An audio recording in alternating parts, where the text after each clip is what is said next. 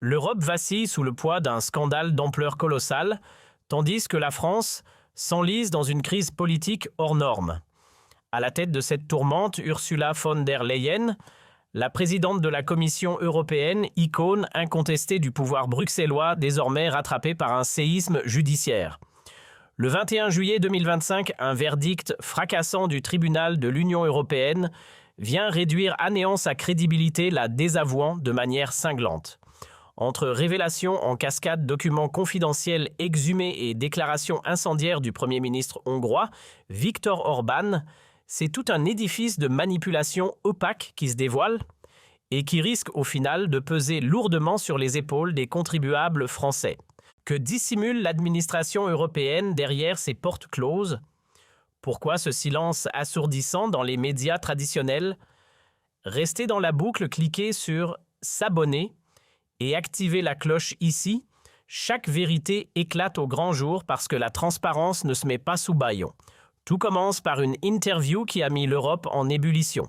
Viktor Orbán, Premier ministre hongrois, connu pour ses déclarations sans filtre, a lâché une bombe lors d'une émission sur la chaîne hongroise M1 le 20 juillet 2025.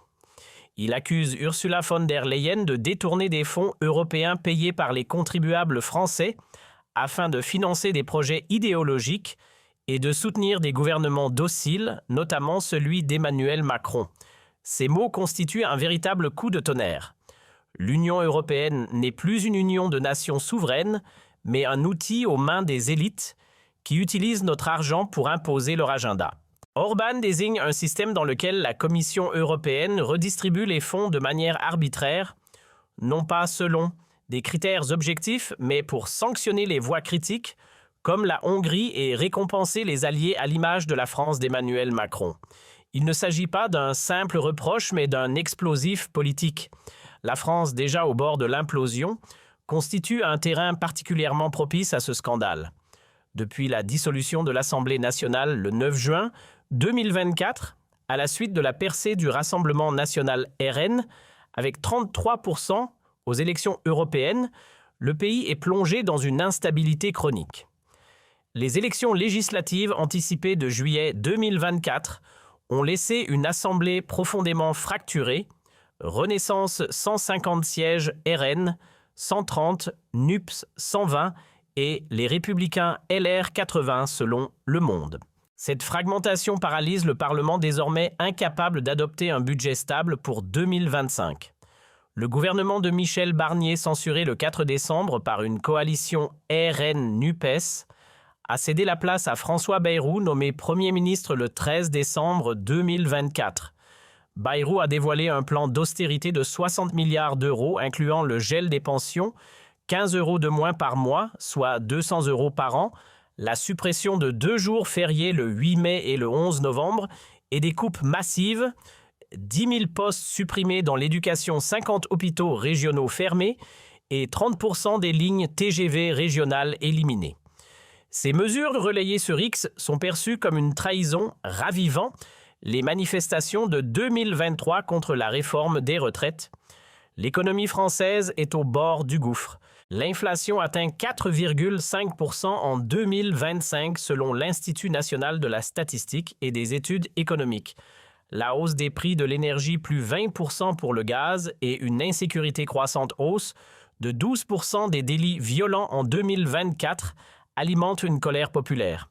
Les fleurons industriels comme Renault, 15% de part de marché, et Alstom, menacés par la concurrence chinoise, symbolisent une désindustrialisation galopante. Un sondage Toluna Harris, Interactive de mars 2025, révèle que seulement 4% des Français croient en Macron, tandis que 67% le tiennent pour responsable des crises. Sur X Patriote 75 s'indigne « Macron sacrifie la France pour Bruxelles.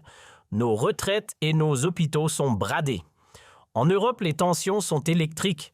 Les relations franco-italiennes sont tendues, marquées par des divergences sur l'immigration. L'Italie pousse pour un partage des charges, tandis que la France resserre ses frontières. La concurrence économique s'intensifie, le surplus budgétaire italien contraste avec le déficit français. Giorgia Meloni. Première ministre italienne navigue entre souverainisme et pragmatisme, tandis que von der Leyen est sous pression pour maintenir l'unité de l'Union européenne face aux critiques de la Hongrie, de la Pologne et du Rassemblement national français. Sur X Europe Vérité accuse, von der Leyen et Macron jouent un jeu dangereux pour contrôler l'Union européenne. Au cœur du scandale se trouve l'arrêt du tribunal de l'Union européenne, un véritable séisme. Le 21 juillet, la Cour condamne von der Leyen dans ce qu'on appelle désormais l'affaire Pfizer. Pendant la pandémie de Covid-19, von der Leyen a personnellement négocié un contrat de 1,8 milliard de doses de vaccins avec Pfizer pour 35 milliards d'euros de fonds européens, dont une part importante, payée par la France, principal contributeur net de l'Union européenne, 208 euros par habitant. Ces négociations menées par message écrit avec le président directeur général de Pfizer, Albert Bourla, n'ont jamais été rendues publiques malgré les demandes répétées de députés européens et de journalistes. Le tribunal de l'Union européenne a jugé que cette opacité constitue une violation flagrante du droit européen, reprochant à von der Leyen un manque de transparence ainsi que des conflits d'intérêts potentiels. Qui étaient les acteurs derrière ces accords? Pourquoi les contrats ont-ils été partiellement caviardés? L'arrêt est un coup de tonnerre. Von der Leyen a laissé les citoyens européens dans l'ignorance et le tribunal l'a sanctionné pour cela. Mais ce n'est que la partie émergée de l'iceberg. Orban, dans son interview, accuse von der Leyen d'avoir construit un système clientéliste où les fonds européens sont détournés pour des projets idéologiques et pour soutenir des gouvernements comme celui de Macron. En décembre 2023, la Commission a libéré 10,2 milliards d'euros de fonds, gelés pour la Hongrie officiellement en raison d'une réforme judiciaire. Mais des eurodéputés, dont ceux du Rassemblement national, accusent von der Leyen d'avoir cédé au chantage d'Orban pour obtenir son soutien aux négociations d'adhésion de l'Ukraine à l'Union européenne. Sur X Avenir de France, s'enflamme, von der Leyen achète Orban avec notre argent pour sauver Macron. L'eurodéputé La France Insoumise Manon Aubry déclare Leyen est prête à tout pour garder le pouvoir même à trahir les contribuables français. Orban va plus loin, accusant von der Leyen d'utiliser les fonds européens pour punir les pays récalcitrants comme la Hongrie et récompenser les alliés comme la France. Il cite l'exemple du budget européen à l'horizon 2030 qui prévoit une hausse à 2 000 milliards d'euros, plus 700 milliards, avec une nouvelle taxe sur les entreprises réalisant plus de 50 millions d'euros de chiffre d'affaires, même en cas de perte. En France, 20 000 entreprises, dont des petites et moyennes entreprises, seraient touchées selon la Confédération des petites et moyennes entreprises, qui dénonce une aberration. Sur X, Econocrise s'alarme von der Leyen et Macron ne taxe aucune de leurs entreprises pour financer leur folie.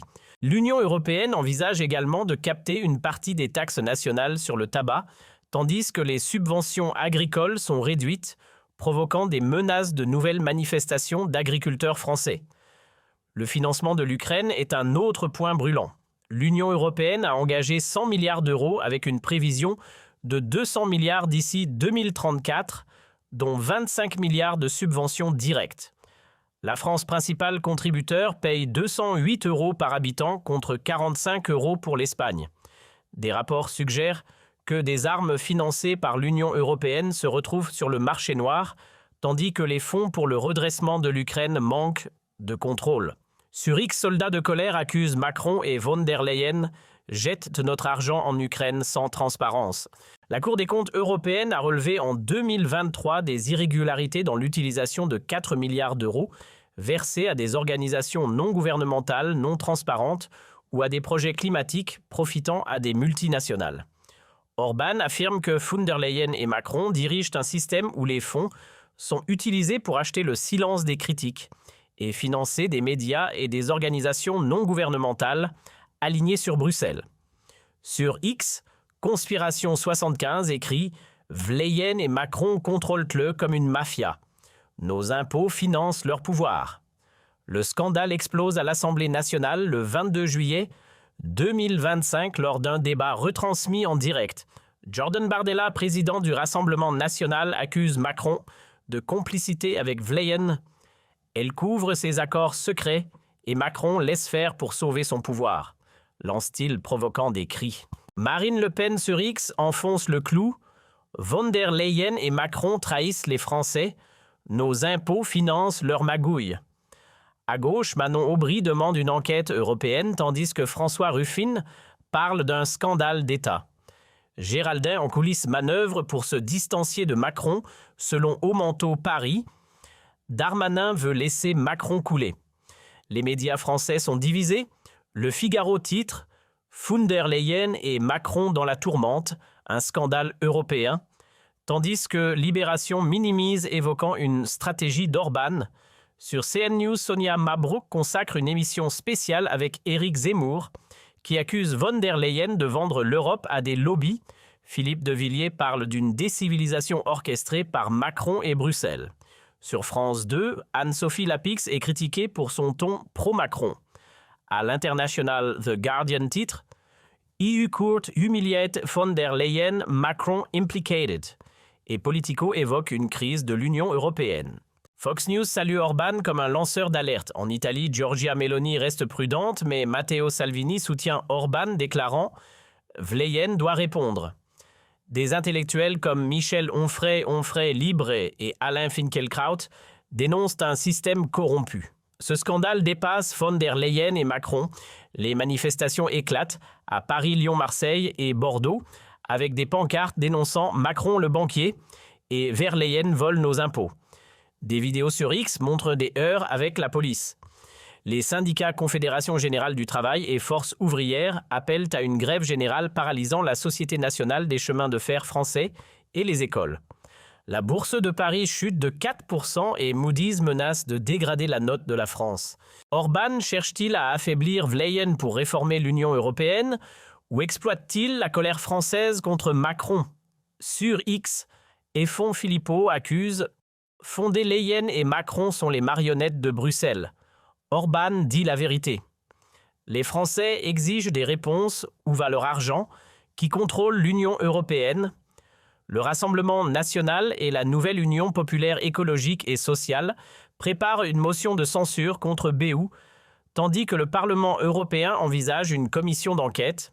Macron pourrait dissoudre l'Assemblée après le 8 juillet 2025 au risque d'un chaos.